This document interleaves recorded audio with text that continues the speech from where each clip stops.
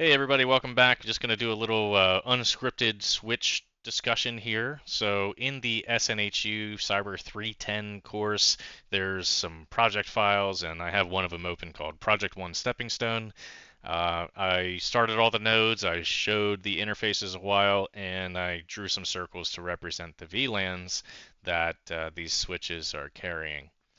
So, real quick, switches operate by forwarding all packets within a network segment or within a VLAN.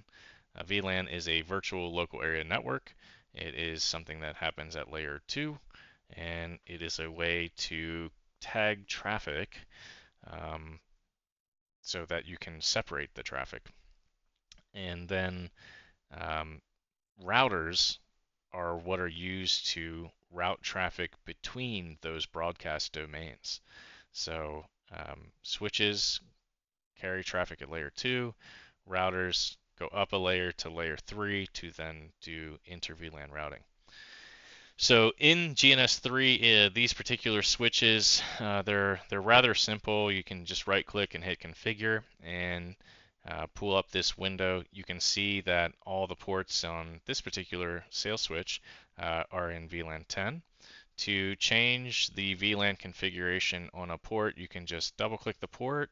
You can see that it brought the settings up over here. So we're selecting port 2, and we can just change it to anything we want. So VLAN identifier, VLAN tag, change it to 33, hit add. You can see the change took place over here, hit apply OK, and if you go back in there, you'll see that that took place, or that's stuck. So if we want to change it back, we can double click port 2 again, delete that out, type in 10, hit add, apply OK, and we're back to the way we were. So hopefully the circles here can help you to kind of visualize what the VLANs or how the VLANs behave, and that all the sales PCs are in VLAN 10. The sales switch is handling VLAN 10 on all of its ports up to the router. Yeah, and that's kind of it. That's kind of it. It's pretty simple here in this file and in all the files in this course.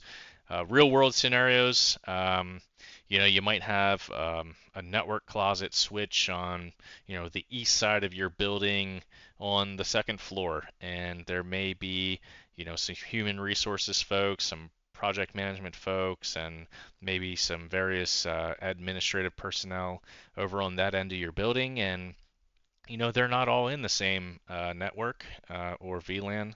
If you wanted to separate them, other use cases would be maybe you have multiple operating systems of end user devices on your network, and you want to separate your Windows and your Linux machines and your Apple devices from one another, so they may be on different VLANs on a switch. And in that case, not all devices would be in the same VLAN, and then your uplink to your layer 3 device wouldn't handle just a single VLAN. It would then become a trunk port, and using the trunking protocol, and you would tag the native VLAN and multiple different VLAN IDs for your respective environment, and you would likely have a sub interface on your router, and the router would do its thing to route traffic between those VLANs, even if they were on the same switch. So that's kind of a lesson for another day.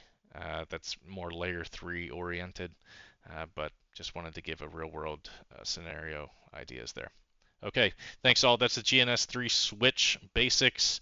If you have any questions, please let me know.